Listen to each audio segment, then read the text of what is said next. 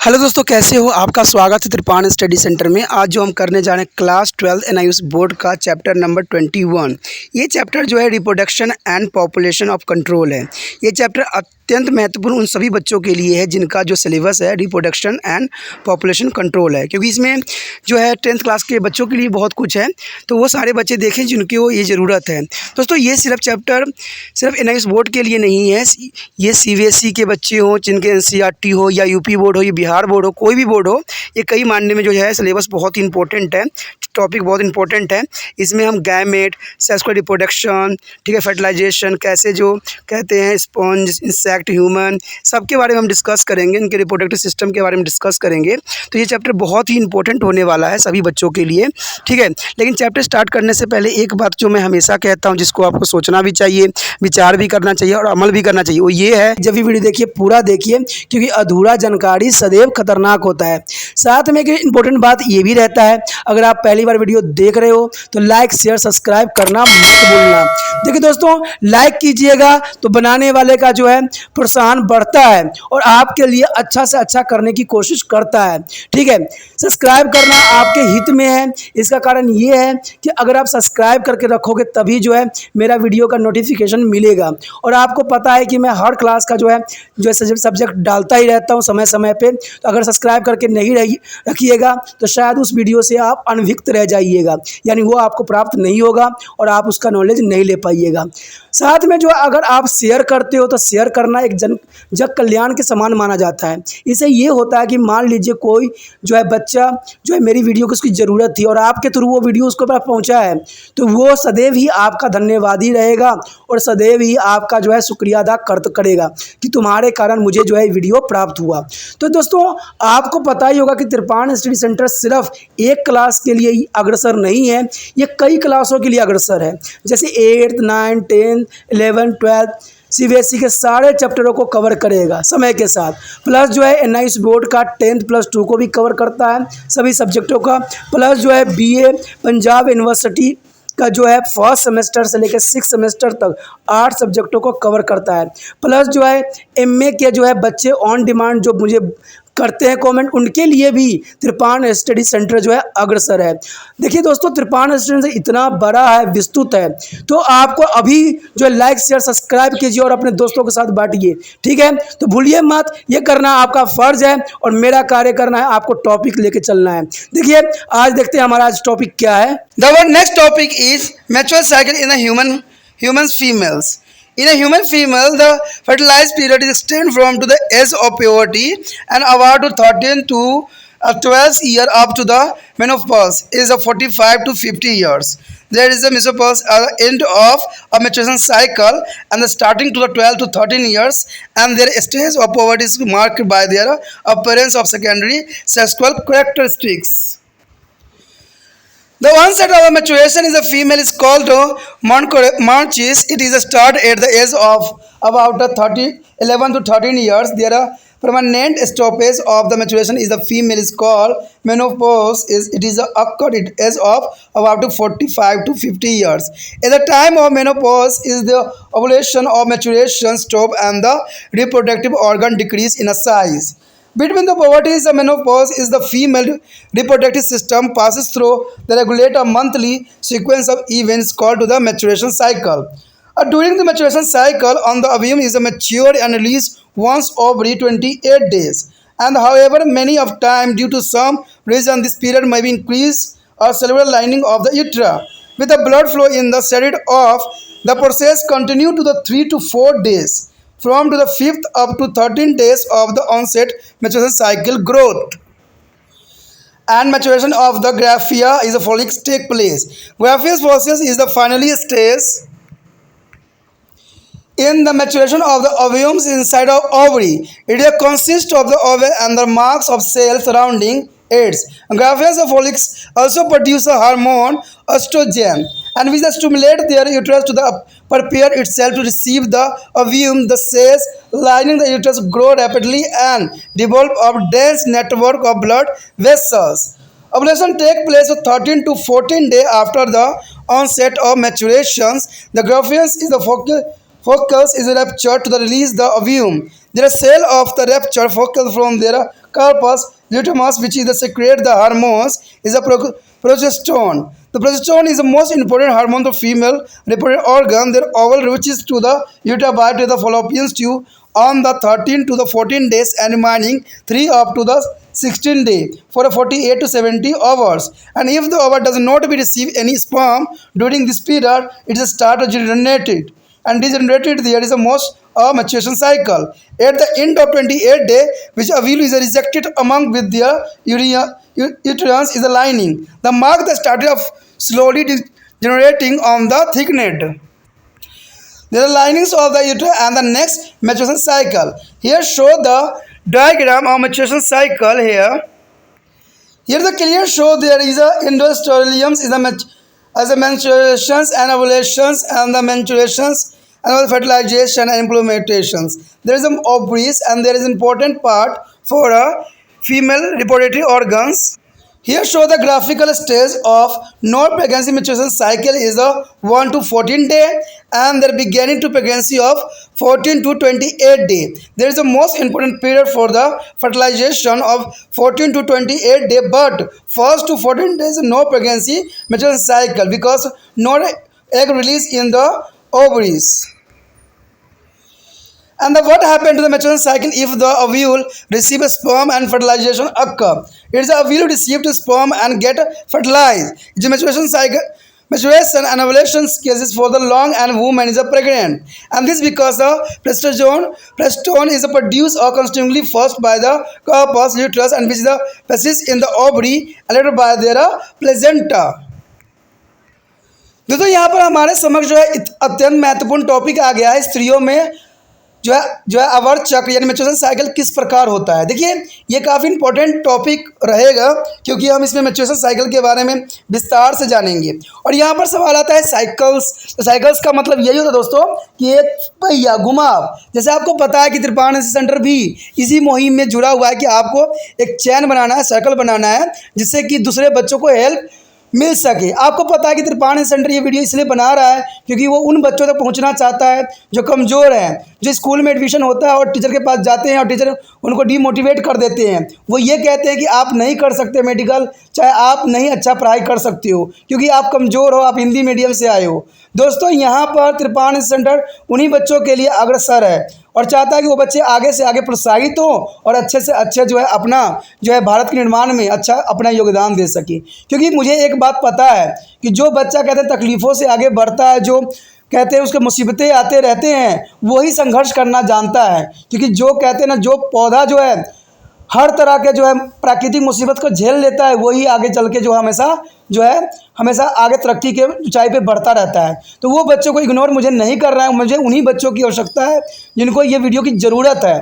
तभी मैं जो है कोशिश इतना करता हूँ कि आपको हिंदी और इंग्लिश मीडियम दोनों में ही समझा सकूँ। क्योंकि जो भी हो प्रोनाउंसिएशन मुझे इसका कोई टेंशन नहीं है, मुझे सिर्फ इतना है कि आपको समझ आना चाहिए। अगर आपको समझ में आ गया तो समझिए कि मेरा वीडियो बनाने का जो कार्य था, जो उद्देश्य था, वो सफल हो गया। तो इसके लिए सफल तब होगा जब आप भी एक साइकिल्स बनाओगे, यानी आप जो इसको व्हाट्सएप स्टेटस पे लगाओगे, फिर वो बच्चे दूसरे व्हाट्सएप स्टेटस पे लाएंगे। इस तरह जो है एक साइकिल बनेगी और उन बच्चों तक मैं पहुंच जाऊंगा बहुत आसानी से जिनको ये वीडियो की ज़रूरत होगी। देखिए दोस्तों, इसमें सोचना नहीं है, विचार नहीं करना है, क्योंकि अच्छे काम करने के लिए सोचने की आवश्यकता नहीं होता है। ठीक है, इसमें मैं ये नहीं कह रहा हूँ कि आप गलत करो, आपको सिर्फ व्हाट्सएप स्टेटस पे लगाना है। और देखिए, अगर आप व्हाट्सएप स्टेटस पे लगा देते हो तो कोई बंदे आपको इंसल्ट भी करेंगे, बहुत पराकू बन गया है, और कुछ आपके तारीफ़ भी करेंगे, ये मुझे एहसास है। लेकिन कहते हैं ना, कोई किसी की बुराई और किसी को गलत कह देने से आप बुरे और गलत नहीं हो सकते, क्योंकि उनको पता है कि भाई आपने अच्छा काम किया है। तो चाहे जो मर्जी कह ले, पराकू कह ले, जो मर्जी कह ले, हमने अपना कर्म किया है। अगर आपको अच्छा है तो आगे बढ़ाइए।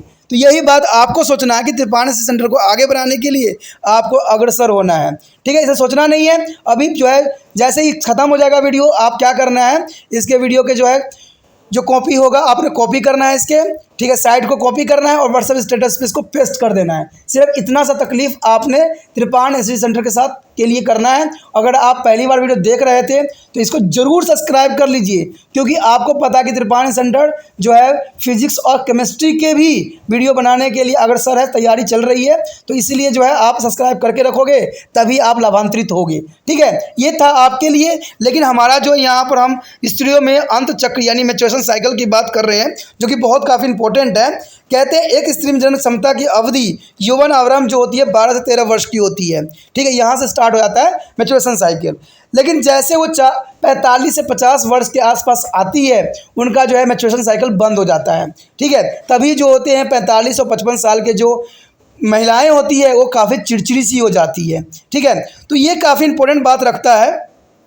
कहते हैं यौवन आवरण की अवस्थाएं गौण लैंगिक लक्षण दृष्टिगोचर हो जाती हैं। आपने देखा होगा कि अगर किसी स्त्री में जो है यौवन आरंभ होता है तो इसमें बहुत सी चीज़ें जो है उनके शरीर में बदलाव होने लग जाते हैं। कहते हैं मादा में राजोधर्म के आरंभ होने के राजोदर्शन यानी मार्चरिस कहते हैं, यानी मैन मंथ महीना और चिस विज्ञानिक आरंभ कहते हैं, यानी राजोदर्शन कहते हैं। जब मादा में राजोधर्म आरंभ होती है यानी मैच्योरेशन साइकिल कंप्लीट हो जाता है तो ये राजोदर्शन के ही नाम से जाना जाता है। ठीक है, इसे माउंटेन्स कहते हैं। और यह लगभग 11 से 13 वर्ष की अवधि में आरंभ हो जाती है, जनरली देखा गया है। लेकिन आजकल समय बदल गया है, काफ़ी जो है टेम्परेचर बढ़ गई है, जिसकी वजह से जो इनका जो है मैच्योरेशन साइकिल पहले भी हो सकता है। क्योंकि अभी आपको पता है कि वर्ल्ड रिकॉर्ड में ये आया है कि 9 साल की बच्ची जो है गर्भवती हुई है। तो इसका मतलब है कि उनमें मैच्योरेशन साइकिल रहा होगा तभी गर्भवती हुई होगी।